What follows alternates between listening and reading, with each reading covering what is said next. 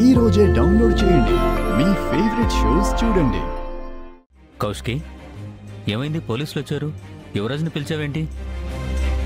ఇంకో కొత్త కేసు రాలేదు సార్, మళ్ళా ఈ మర్డర్ కేసులండి.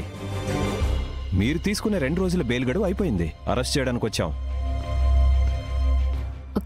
అంటే ఇప్పుడు యువరాజ్ని మీరు అరెస్ట్ చేసి తీసుకెళ్తారా? మీరు నిజాన్ని నిరూపించినప్పుడు, బెయిల్ గడువు ముగిసినప్పుడు తీసుకెళ్లాలి కదా మేడం.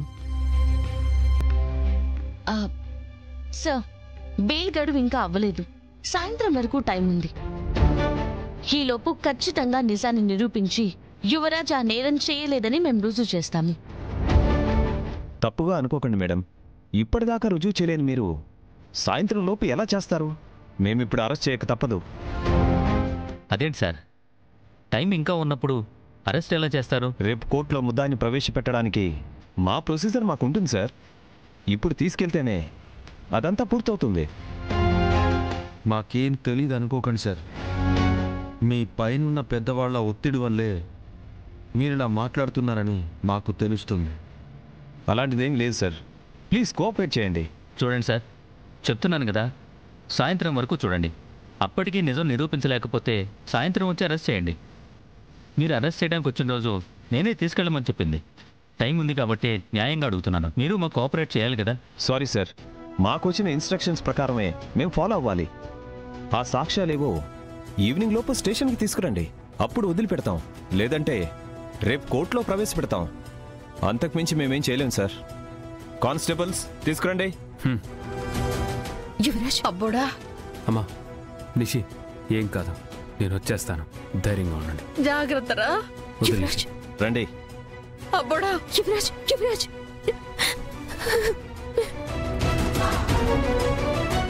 అమ్మీ ఊరుకో.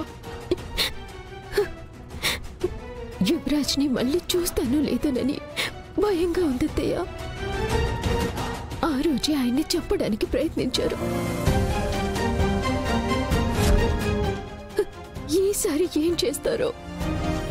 మనకే ఎందుకిట్ట జరుగుతూ ఉండదు? చెయ్య నేరానికి నా బొన్నెందుకు బలి చేయాలని చూస్తా ఉండారు. నాకు కడుపు కొత్త మిగిలిస్తే వాళ్లకు ఏంటంత సంతోషము.